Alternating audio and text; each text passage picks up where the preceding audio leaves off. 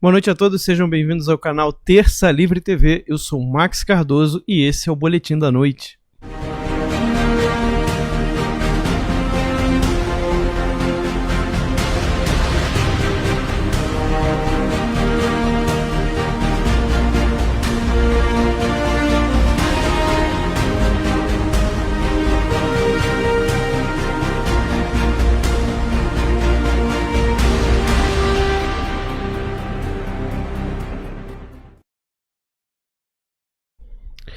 Isso aí, pessoal, estamos começando mais um Boletim da Noite. Peço para que vocês possam dar aquele like aqui embaixo no vídeo, para que o nosso vídeo suba de relevância no YouTube, e também que você, se você não for inscrito, se inscreve no nosso canal, né? Clica ali no sininho para receber notificações dos novos vídeos do Terça Livre e ainda, se você puder, copiar o link dessa transmissão e cola lá nas suas redes sociais, vai compartilhando com as pessoas, para que mais pessoas possam conhecer o canal Terça Livre, né? Hoje a gente vai fazer novamente um programa em 2 blocos. Então no primeiro bloco tem aqui na bancada comigo o Mauro Fagundes e Carlos Dias. Boa noite, senhores, tudo bom? Boa noite, Mauro, boa noite, Max, a todos que nos assistem. Boa noite, pessoal, a todos aqui presentes, que são muitos, e a você de casa que tá aí tranquilo, só assistindo. É isso aí. E no segundo bloco ainda vai ter o jornalista Alan dos Santos na bancada também, né? Então, esperem aí, né? Daqui a pouquinho o Alan vai estar aqui com a gente também. Então, primeira notícia que eu queria comentar, na verdade, são duas. Mas é porque as duas parecem, assim, ser um pouco contraditórias, né? E aí eu queria ver a opinião de vocês. A primeira notícia é a seguinte: a Advocacia Geral da União defende a extinção de processo contra o ministro do Meio Ambiente, Ricardo Salles. Nós noticiamos aqui que alguns procuradores, 12 procuradores especificamente, do Ministério Público Federal, moveram juntos uma ação contra o ministro do Meio Ambiente, Ricardo Salles. E a AGU não vê sentido no prosseguimento de um processo de improbidade administrativa movido contra o ministro Ricardo Salles, desses 12 procuradores do Ministério Público Federal. Em parecer divulgado na manhã desta quinta-feira de hoje, a AGU afirma que o processo só deve seguir adiante caso seja direcionado à primeira vara federal de Brasília, que, de acordo com o órgão, já julgou casos similares. Para isso, deu como exemplo um despacho de Salles que foi questionado pela Procuradoria em abril. O trâmite apartado das demandas em análise, ambas versando em todo ou em parte acerca da legalidade, de um despacho que ele põe aqui o número 4.410/2020, poderia gerar decisões conflitantes, pois um juízo poderia entender pela perfeita legalidade da interpretação e ordem contidas no despacho, e outro, na direção totalmente oposta, entender que tal ato seria ensejador de ato de improbidade administrativa, pontuou a AGU. Ao moverem ação pública por improbidade administrativa, os 12 procuradores do MPF pedem com urgência o afastamento do Ricardo Salles do governo federal. Segundo eles, o ministro estaria tomando atitudes contra a preservação do meio ambiente. Nós já noticiamos aqui algumas ações do Ricardo Salles, que é exatamente o oposto. Além de estar fazendo ações a favor do meio ambiente, ainda está utilizando aquele dinheiro da multa da Vale, a favor da população de Minas Gerais, que é uma coisa até, se eu não me engano, com o Mauro, que a gente comentou aqui, que é usar o dinheiro público para o povo, que deveria ser o normal de todos os governos. Exatamente, até citou a Margaret Thatcher, que Exato. Não existe dinheiro público, existe dinheiro dos pagadores de impostos. Exatamente, então esse dinheiro tem que voltar para eles de alguma forma, em serviços e tudo. Salles, por sua vez, negou qualquer acusação e definiu a situação como tentativa de interferência em políticas públicas. Mas antes de dar a palavra de vocês, eu quero complementar essa notícia aqui. A AGU então está dizendo que não faz sentido, que se deveria ir para a primeira vara de justiça, se fosse o caso de fato.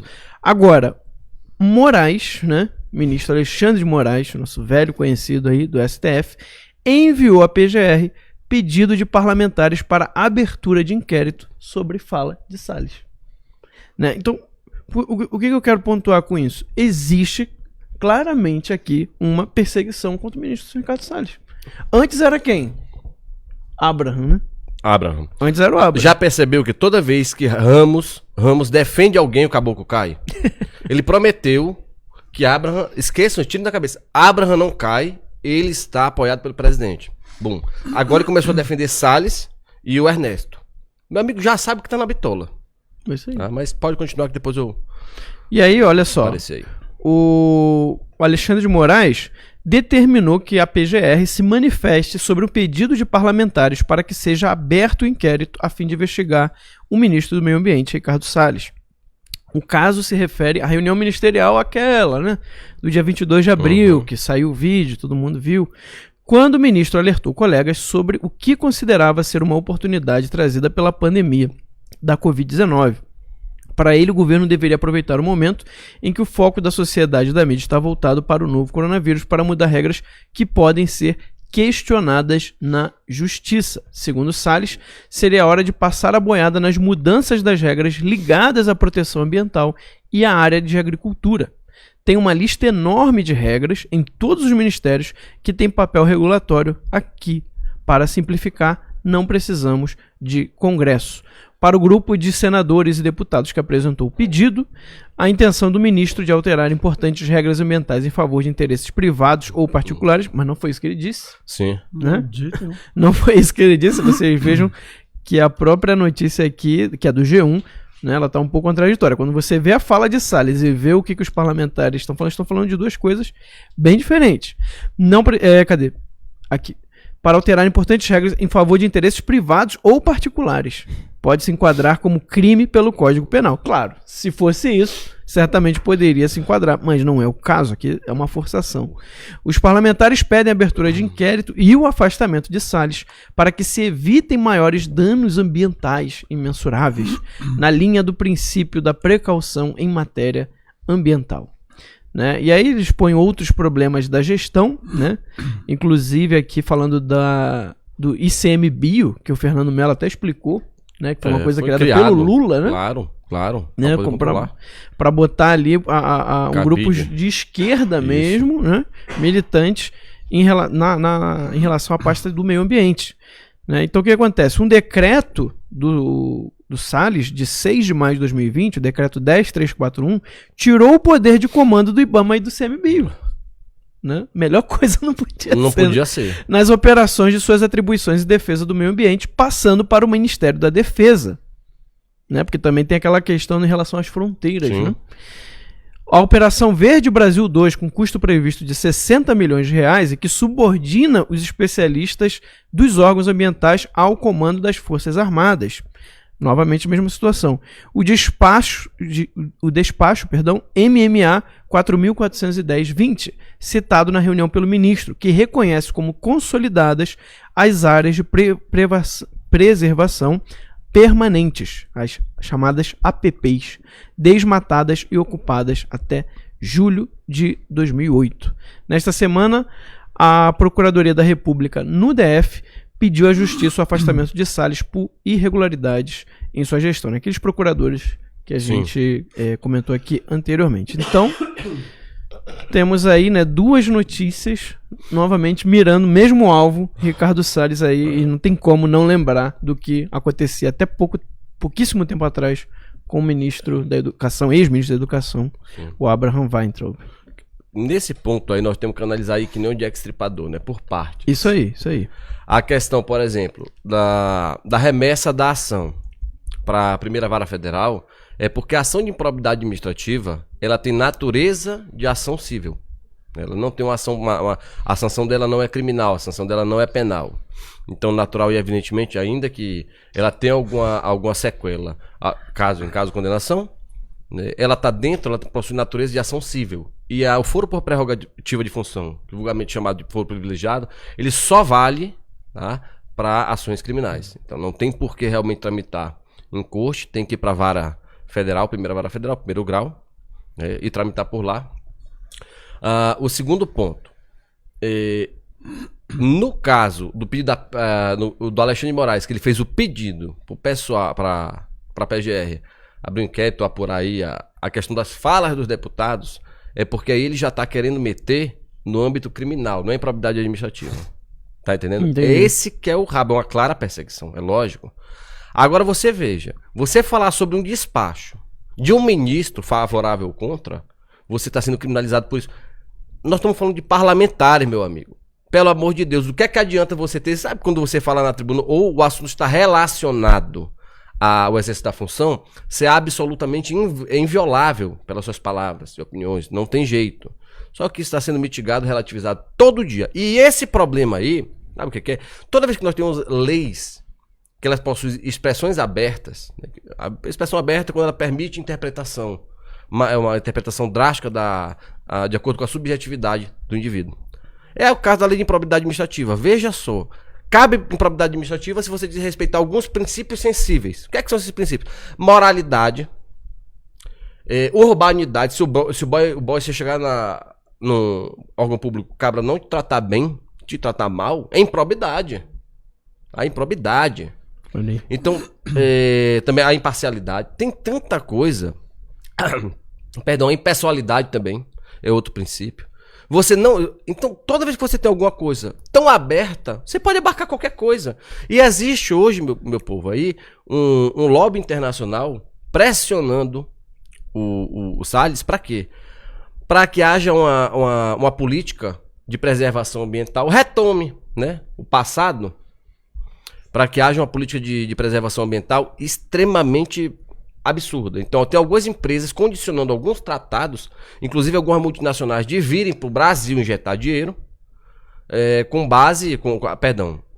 uma condição sine qua non, né, uma condição sem a qual não vão vir, do ministro tá desenvolvendo essa política ambiental excessivamente protecionista. Isso só acaba. Isso a gente aprende no colégio, meu amigo.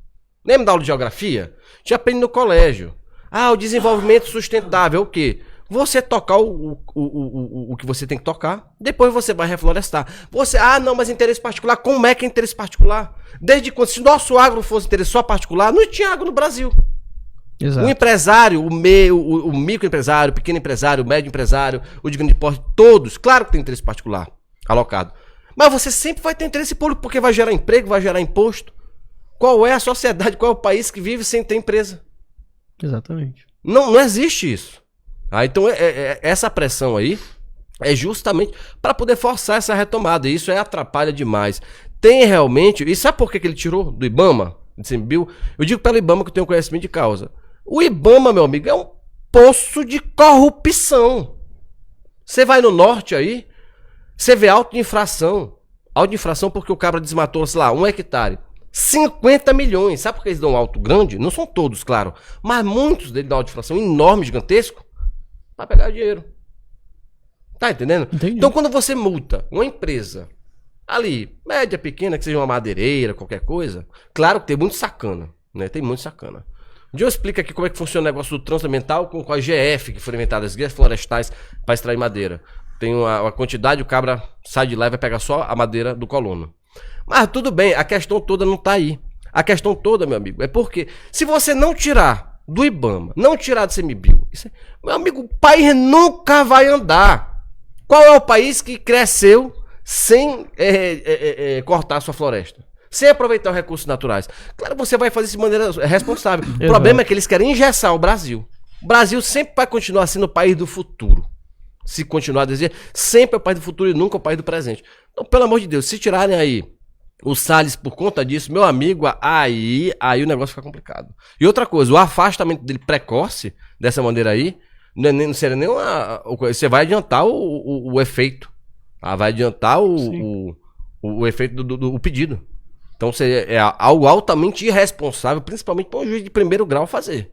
Altamente irresponsável, que pode causar uma lesão à pátria, todo o nosso desenvolvimento aí ambiental, econômico, tá tudo ligado. E foi um dos preceitos muito grandes, quando ele foi escolher o PGR, Jair Bolsonaro, ele disse, não vou escolher, em que peça falando de outro cargo, um PGR como Deltan Dallagnol, porque o bicho é protecionista ambiental e o cacete é ambiental. Não vou escolher um cabra que vai empatar a economia. E é por isso, meus amigos, eles estão batendo em Salles. E Ramos já saiu defendendo Salles. Então, acredito que ele tá no bico da agulha. Tá? Só resta rezar. É isso mesmo. Bom, eu Realmente são situações que cabem uma reflexão muito grande, não só dentro da questão do âmbito do direito, inclusive porque o direito virou uma justificativa para qualquer coisa. Isso, perfeito. Não tem mais aquele fundamento, né, de caracterizar eventualmente dolo, algum princípio qualquer que, por exemplo, na própria lei de probidade, como você bem colocou, questões genéricas, né, que levam a interpretações assim da forma que cada um quer. Então, o que eu vejo é o seguinte: se o governo não começar a enxergar que tem que haver um enrijecimento, né, de uma formação de uma base sólida do ponto de vista congressual e enfrentar essas forças paralelas que querem tomar o Estado sem ter passado pelas urnas, usarem a forma de burocracia estatal, interpretação legal, para poder forçar medidas que vão impactar aquilo que está dentro do programa de governo, colocado de uma maneira clara, ampla e registrado no Tribunal Superior Eleitoral. Né? Então, quando fala, por exemplo, da agressão ao meio ambiente, então aonde está de fato materializado isso? Em atos normativos que nem executados foram. E que são legais, inclusive? São total. Então, quer dizer, não é afastamento do ministro. De repente, é se manifestar contra um ato administrativo, por exemplo, que está eivado, por exemplo, de inconstitucionalidade ou de uma imperfeição qualquer. Não é simplesmente uma direção de uma política, de uma cabeça, né, dentro de um ministério, que vai reformular toda essa destruição que foi feita preservacionista, entre aspas. Porque as ONGs internacionais exploram a nossa fauna, a nossa flora. Há, por exemplo, a questão da exploração do subsolo também, né? Uma série de contrabandos. Há também a presença nessas áreas intocáveis das vias tranquilas para o tráfico de drogas. Então, a minha preocupação é a seguinte: não é entrar em detalhe se 12 procuradores do Ministério Público Federal, aqui, né, de Brasília, né, tomaram tal qual atitude. Está na hora de haver um freio de arrumação sólido, pesado por parte do Executivo. A AGU tem que operar de maneira efetiva. Chega de querer fazer política institucional. Ou você tem o direito, ou você tem todas as condições de defesa e as apresenta com as argumentações tranquilas, sólidas, e que elas sejam eficazes, porque não adianta simplesmente você apresentar uma defesa e um juiz simplesmente, como o Mauro falou de primeira instância, resolver, por exemplo, afastar o ministro. Loucura! Isso é loucura! Um pedido como esse é irresponsável. Isso está acontecendo em todas as áreas. O Ministério Público avança de uma maneira absurda nesse tal de controle legal que... Já é chamado de quarto poder. E outra coisa, a reboque dele está vindo o quê? A Defensoria Pública, que está agindo da mesma maneira.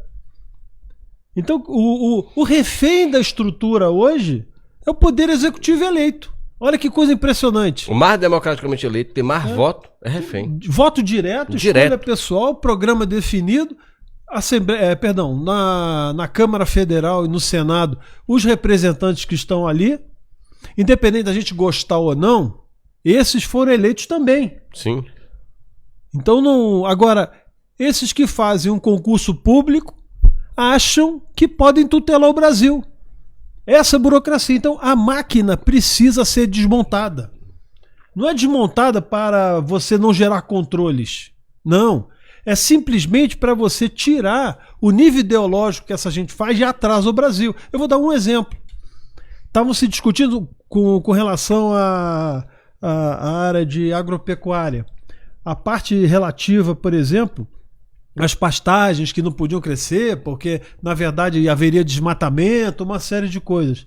Soluções tecnológicas e operações nessa área de formação, de investimento fortíssimo do agronegócio, reduziu as pastagens, as áreas de pastagem de gado em 20%. E a produtividade aumentou no dobro. Em dobro. Então, quer dizer, eles estão advogando contra aquilo que é uma realidade. O Brasil está se sustentando em toda essa crise, mantendo o superávit na balança comercial em função de toda a atividade agrícola. A soja brasileira, por exemplo, não é a soja brasileira, mas a soja de uma maneira geral, hoje, ela serve até para fazer pneu. A Goodyear produziu um pneu composto de borracha com soja, muito mais resistente em relação à questão de frenagem, climas, entendeu? Adaptado a uma série de realidades climáticas. A soja vai ter outra utilidade, mais mercado e campo. É trabalho, é renda, é receita. E essa gente acha que todo mundo tem que ser que nem o Chico Mendes, né? Seringueiro. É, exatamente. É esse troço. Agora, eles não. Eles ganham 30, 40, ganham 20 mil reais, sentado numa cadeirinha tomando café expresso, no ar-condicionado e querendo empacar um país. Né? Numa crise produzida, você vê as medidas que o Ministério Público também toma de cerceamento de liberdade com relação a essa questão do Covid-19. Então, quer dizer, essas medidas, elas precisam de fato ser revistas e enfrentadas pelo Poder Executivo. Ninguém pode estar acima da lei, nem o Ministério Público, até mesmo as demandas que eles geram, necessariamente precisam ser rejeitadas em um ambiente jurídico minimamente honesto do ponto de vista intelectual e da própria defesa técnica, né, que se tem vamos dizer assim, da análise do tribunal. Agora fica coisa combinada, daqui a pouco um lança um espaço, aí daqui a pouco esse ministro Alexandre de Moraes faz uma medida para ela. Quer dizer, a palavra de um... Qual é o problema de dizer que tem que derrubar tudo que está ali na área ambiental? Nós fomos eleitos para isso, né? O presidente e a escolha do ministro. Se ele tem as normativas, instruções normativas, a questão dos decretos, as portarias que tem que emitir, se tem algum problema do ponto de vista constitucional, algum equívoco que seja, ou do erro formal, existem as instâncias aí para revogar. Agora, se você defender um governo que quer avançar em relação à exploração racional e o manejo, por exemplo, da área florestal brasileira, não pode, por quê? Porque o Ministério Público não quer? Exato. Porque tem um sujeito lá que acha que não é bem assim. Então, o Brasil está sob comando de quem? Quem é que manda no Brasil? Felizmente eu não sei te responder. Infelizmente. Porque assim, se a gente for olhar, a gente observar, é muito complicado você ver que um ministro ele deu um despacho, é um ato normativo, tudo direitinho, tudo bonito. Se estiver errado, existem já mecanismos de controle. Já existe mecanismo de controle. Você tem a controladoria. Claro, você tem a controladoria. A jurídica do Ministério. Você tem recursos inominados que você pode fazer dentro do próprio órgão. Você tem questionamento via judicial. Agora você questiona o ato, não a pessoa. Porque se você for questionar cada ato, cada palavra, cada coisa que algum gestor tiver equivocado, pô, meu amigo, aí não vai sobrar ninguém, nunca no governo. E as pessoas estão preocupadas com o pão da vaca, com o peito da vaca. Eu lá tô preocupado com o peito de vaca que vai causar calor. Olha, eu tava no Paraná, ano retrasado, eu peguei uma surra de chuva de granizo, sabe? E eu vi ali o que é aquecimento global. Eu vi ali, tinha a oportunidade de ser surrado, eu pensei que eu ia morrer. Parece uma bola de... E na boa, assim, não me entendam errado, tá? Mas acabou, morreu, todas as girafas do mundo. Morreu. E aí? O que é que vai mudar na tua vida? Sim. Não, eu não quero que a girafa morra, pelo amor de Deus, eu vou ser girafofóbico, né? Pelo amor de Deus, mas morreu, e aí? Como vai ser meu dia amanhã? Normal, boy, o que é que eu posso fazer? Mas contanto que eu prefiro que as girafas morram do que as crianças morram de fome. Óbvio. Seja na Etiópia, seja em qualquer lugar do mundo. Então é necessário, sim, todo o país avançou, só o Brasil que não pode avançar. Não pode. Essa cultura do subdesenvolvimento está diretamente ligado a essas operações e estruturas burocráticas do país que precisam ser revistas. Então nós vamos discutir agora, por exemplo, a questão da reforma tributária. Parece que não tem nada a ver com o assunto, mas tem sim, que é uma forma de ancoragem do país de uma maneira vergonhosa. Quer dizer, você não permitir segurar com firmeza a possibilidade de desenvolvimento e investimentos de uma maneira geral no país. Veja bem, nós estamos fazendo essa reforma, né? Ela está sendo apresentada, ela vai avançar e ao mesmo tempo o que acontece? Na hora que se simplifica o processo, A burocracia da fazenda não vai haver necessidade, vão se aposentar, não tem que repor quadro. Já falamos aqui uma vez, é 38% a 40% o PIB dessa máquina federal. Se ninguém acha que isso é um peso para o setor produtivo carregar, está equivocado. O Ministério Público devia estar atento a isso. Porque essa máquina improdutiva, ela gera exatamente todo um conjunto, né, de insatisfações e vamos usar o termo que eles gostam aí, de injustiças sociais na ponta, porque desemprega, não permite investimento. Isso. E agora, você tem uma modernização num setor especialíssimo, que é a vocação natural do Brasil. E outra coisa, se eu não estiver enganado, nós apenas exploramos 8%. Isso mesmo. 8% das nossas capacidades, vamos dizer assim, de exploração agroindustrial, agromineral, como é que chama, de agronegócio no país. E outra coisa, somos punidos por uma preservação necessária na conta do investidor e não do governo. Isso. Salvo engano, na área de onde a Amazônia é legal, você tem que ter 20% da sua terra, você não pode explorar. E você tem que mantê-la. Tem que manter. Com seu dinheiro, é seu ônus. Exatamente. Né? Tem áreas que chegam a 40%, se não me engano, é o meridiano que passa pelo... Meridiano não, é como é o nome do negócio? O eixo que passa pelo Maranhão. Tem um eixo... Meu Deus do céu. E outra coisa, região paupérrima. Paupérrima. Que desemprega totalmente. E aí você vê quanto é o custo interno para nós. Já não basta uma logística deficitária que encarece, né, o preço para chegar uma ferrovia no Brasil assim para transportar nos grandes centros. Nós estamos fazendo isso, o governo está atuando. Aí tudo isso precifica no final, quer dizer, e é na cesta básica do pobre, é o alimento dele no final. Sempre. Então aí essa gente está preocupada com o quê? Porque o Ricardo Salles não pensa que nem ele, a resposta é essa. Não tem jeito. Só que acontece o seguinte, esse foi o governo que foi eleito, o programa está lá registrado. Mas é sempre assim, né? Não importa o que a população pensa, né?